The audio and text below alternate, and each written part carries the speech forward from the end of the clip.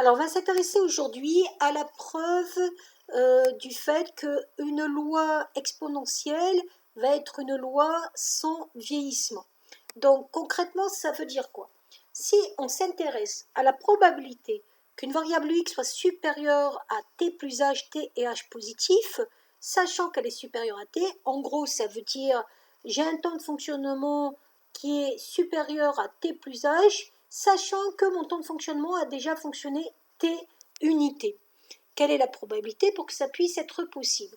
Donc nous, on va utiliser la formule des probabilités conditionnelles. Donc P de A sachant B, c'est P de A inter B sur P de B. Or, si c'est à la fois supérieur à T plus H et à la fois supérieur à T, concrètement, ça veut dire que c'est supérieur à T plus H puisque T et H sont positifs. On connaît la formule P de X supérieur ou égal à C, c'est E moins lambda C. Donc c'est ce que je suis en train d'appliquer au numérateur et au dénominateur. Et après, j'ai juste à utiliser les propriétés des fonctions exponentielles qui sont les mêmes que les propriétés des fonctions puissance. Donc quand on a un quotient, on soustrait bien sûr les exposants et on arrive à E moins lambda H. Mais E moins lambda H, ce n'est rien d'autre que P de X supérieur ou égal à H.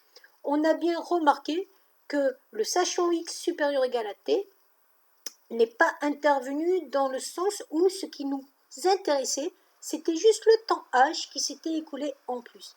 Un exemple typique, sachant que le temps de fonctionnement d'une machine suit une loi exponentielle, je sais qu'elle a déjà fonctionné 10 heures, quelle est la probabilité qu'elle fonctionne 15 heures au total?